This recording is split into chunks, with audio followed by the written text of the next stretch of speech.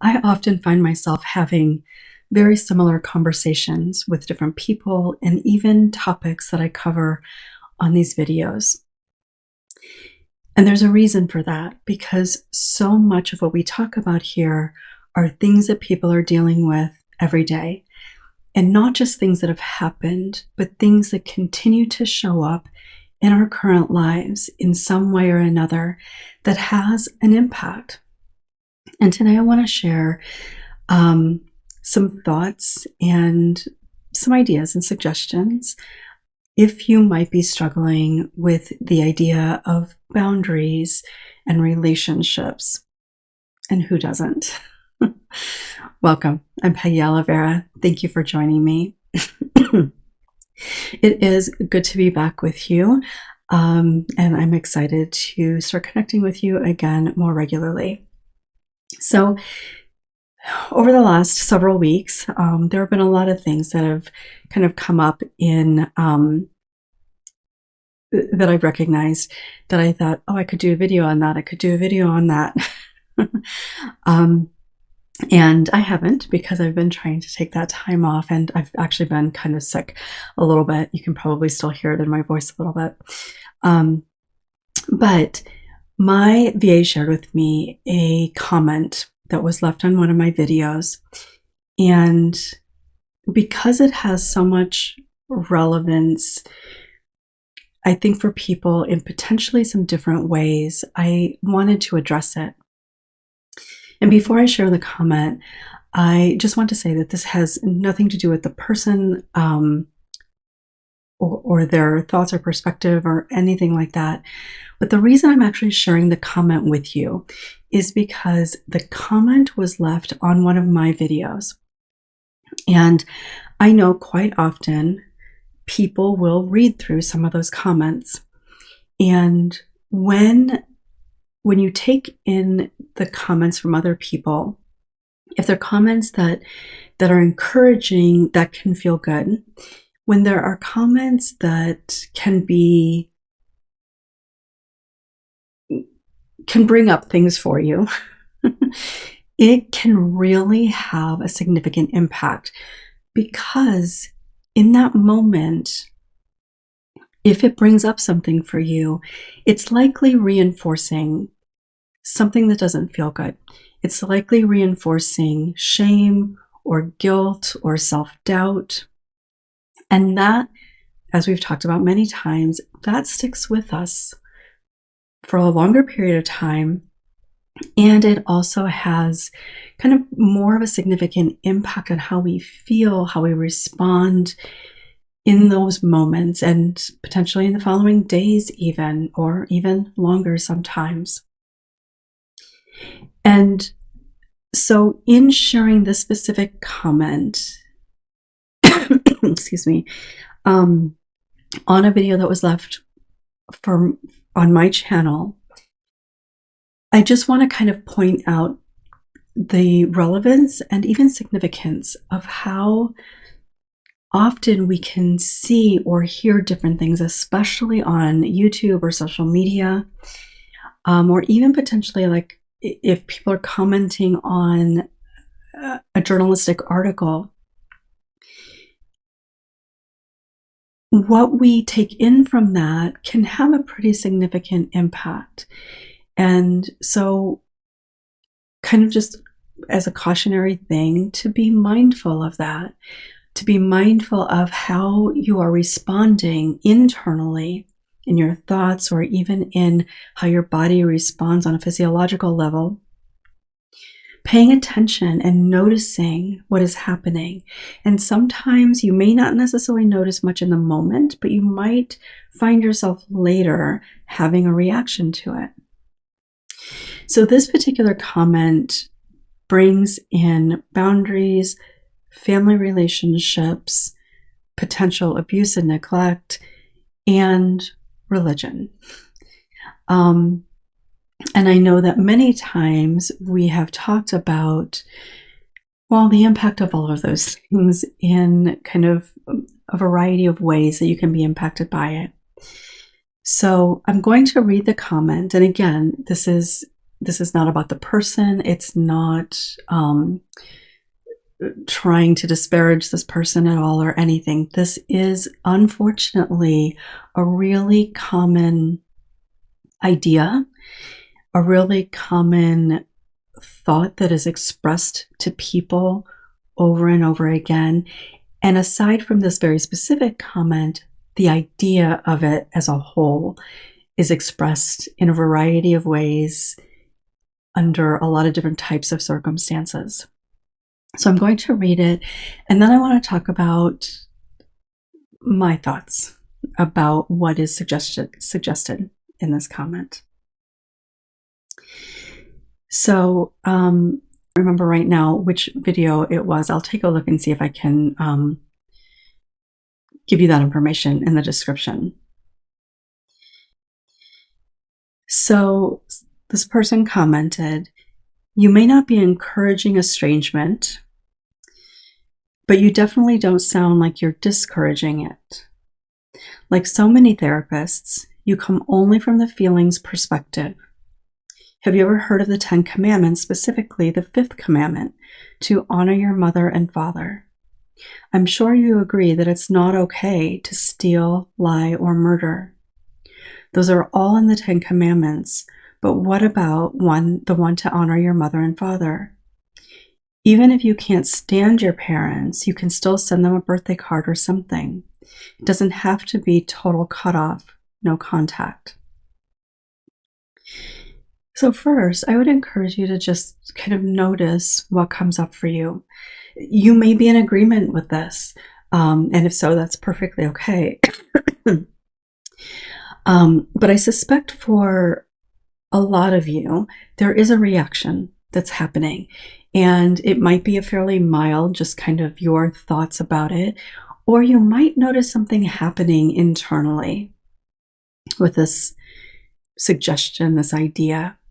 And it's certainly not about the suggestion that I'm not discouraging it or anything like that. That doesn't bother me. So notice what's happening internally for you, whether it's just your thoughts and feelings about the idea, agree, don't agree, and certainly anything that you notice coming up for you.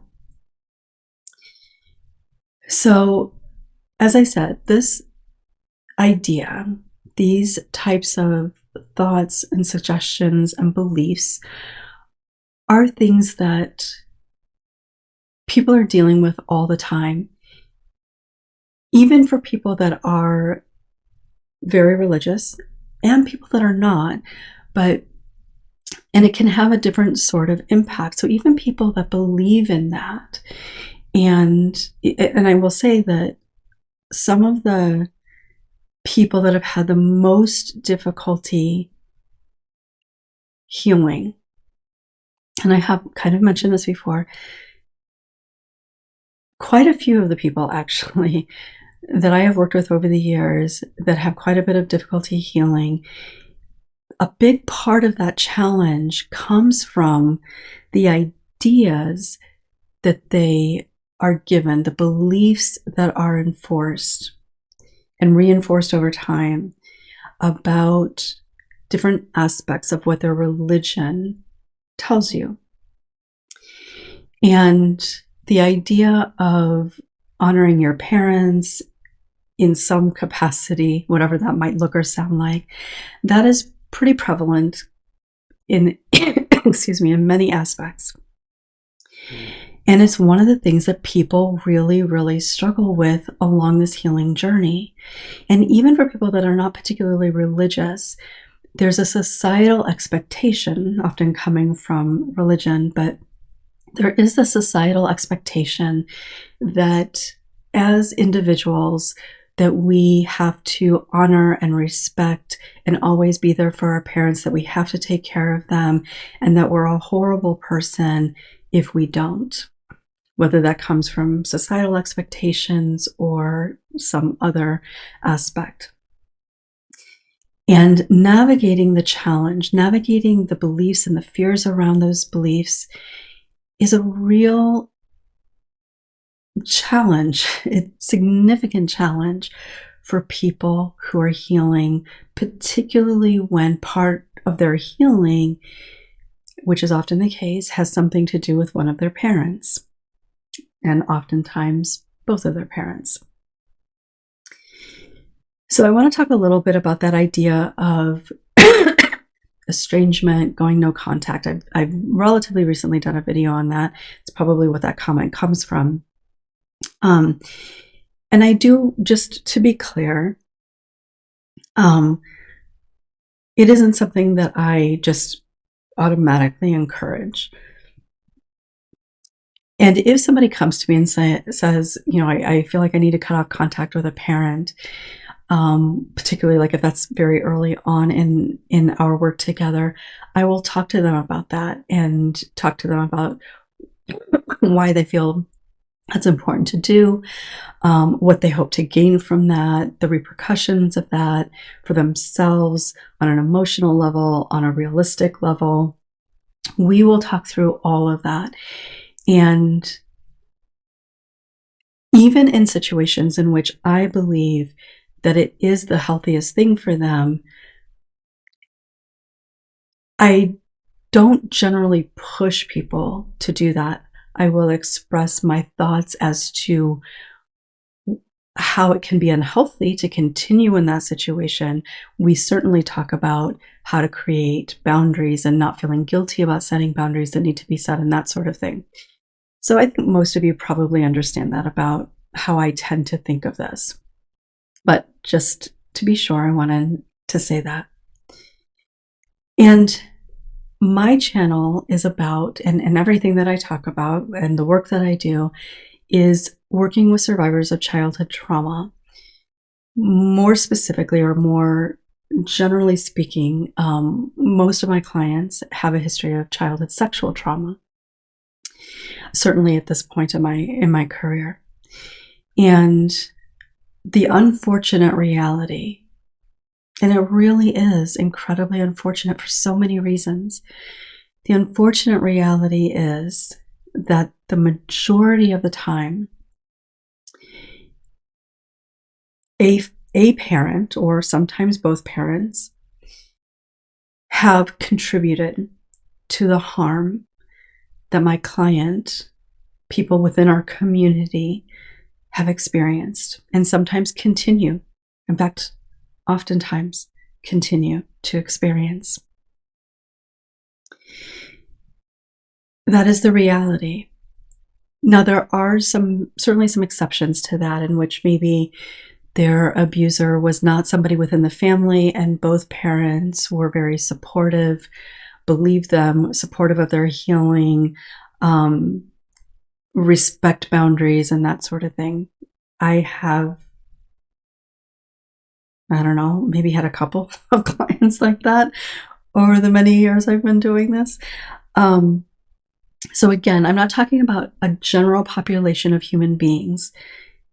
What I'm talking about are the people who are typically watching my videos, who have experienced the kinds of things in which these are the types of issues that people often struggle with.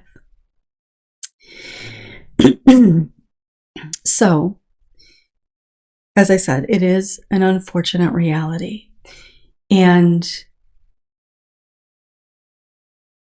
part of what healing requires is that people recognize the impact of things in their lives, both in a positive way and things that are not positive, things that are not necessarily neutral, because those are neutral, but we do look at things that have an impact that are not good, not helpful, sometimes even actually harming.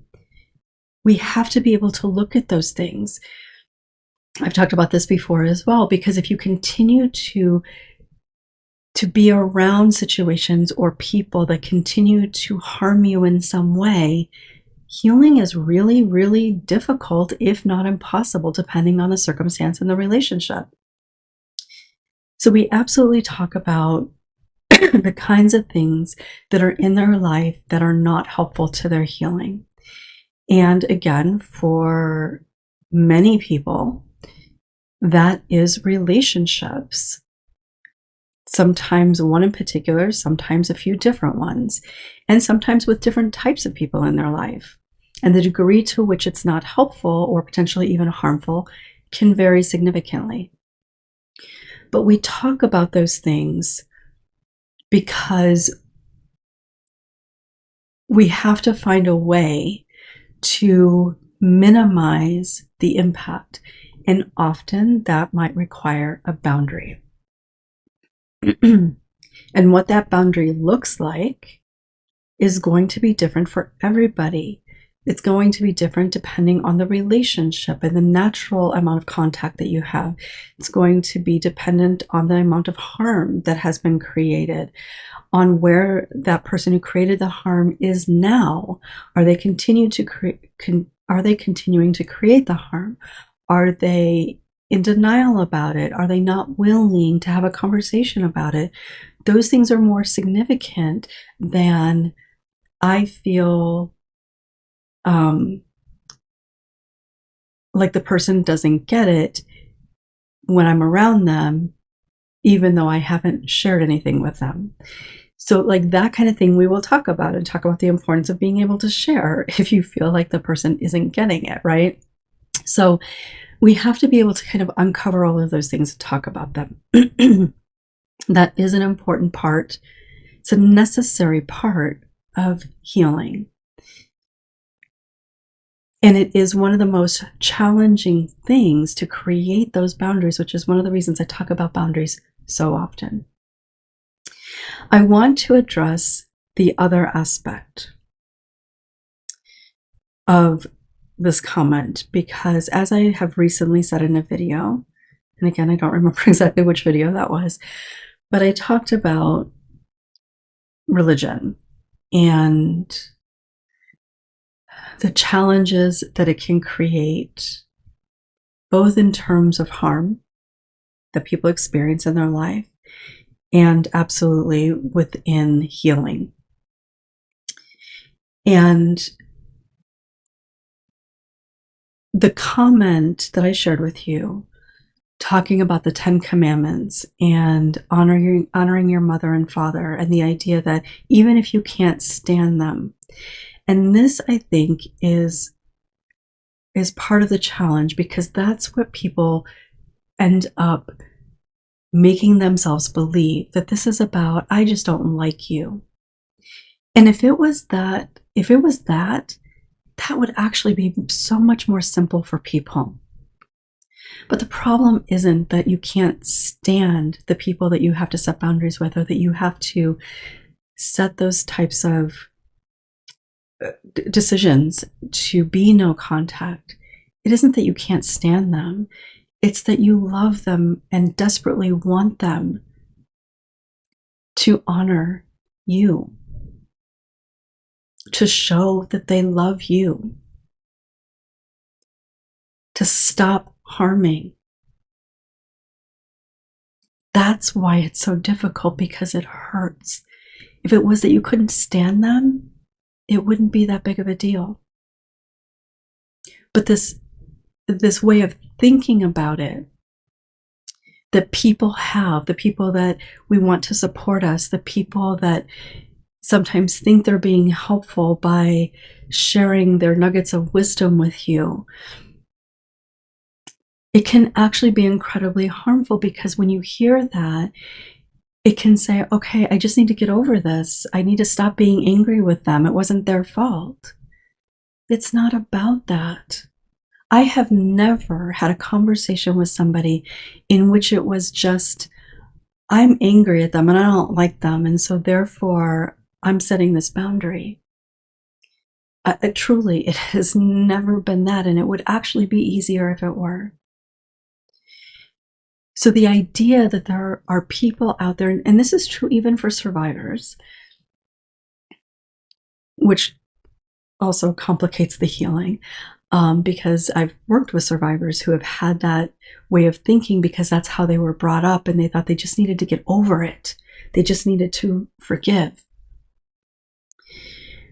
But there's so much thinking in that way that is out there. There is so much behind those messages that we are constantly hearing, sometimes from people that have a position of authority to be talking about it, and oftentimes not, but to suggest that a commandment tells us to honor our mother and father, and therefore we have to, and we can't separate ourselves from harmful behavior, is in itself harmful.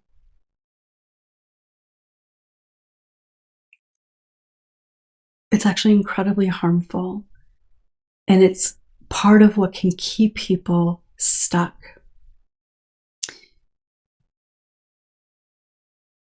And the things that I talk about in regards to religion and the concerns and the issues that I have seen as a result of it come from my experience working with people.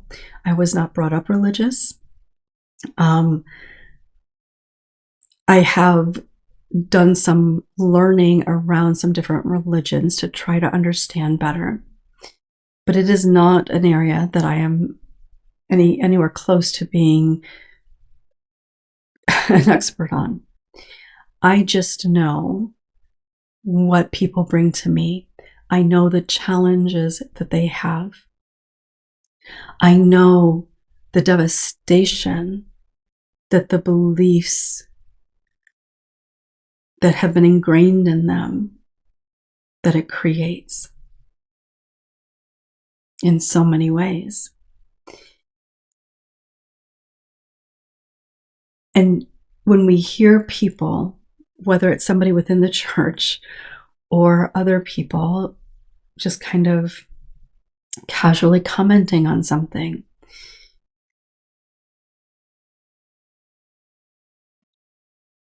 it reinforces our own doubt.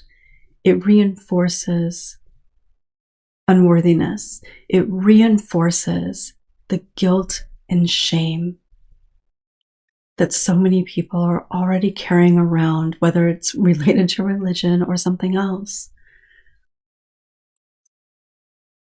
So if anybody, the person you're setting a boundary with, or anybody else, even when it's well-intentioned, tells you that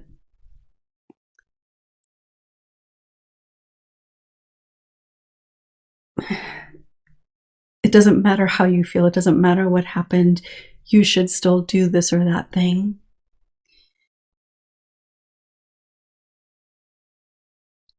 try to not take that in fully.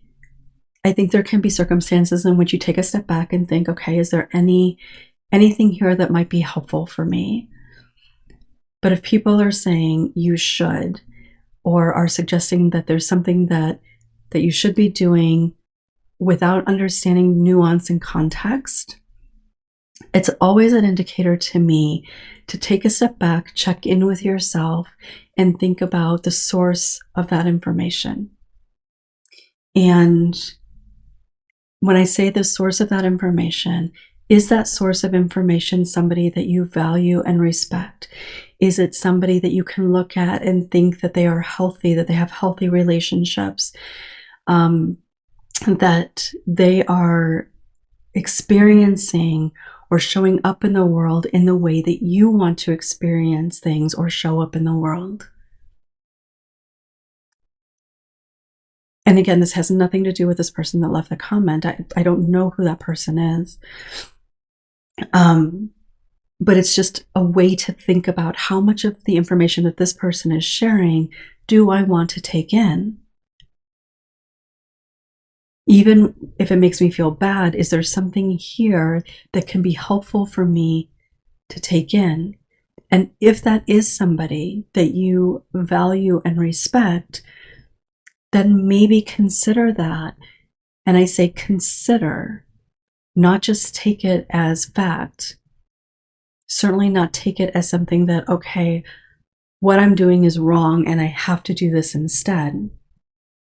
But you can take it in and consider the possibility, is there something here for me to learn from? And if the answer is yes, then maybe let yourself explore that a little bit. But when people tell you that some entity out there, whether it's government or religion or some group in general, if the idea is that you have to follow everything within that to be right or good or valuable or worthy, that's always a bit of a red flag. And I say a bit of a red flag because, again, we can't have a blanket statement about that. There could be some nuance on occasion. And I think this is a really important conversation right now. Well, I think it's always an important conversation, but, and I don't know when this comment was left exactly, but I know, again, not just in the US, it happened in the US, but I know that there have been a lot of people who have started talking more about religion and using those types of conversations to shift things a little bit since a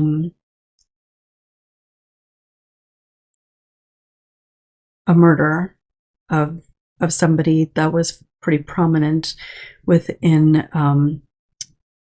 I don't know, as an influencer or a podcaster, talked about being a Christian at times.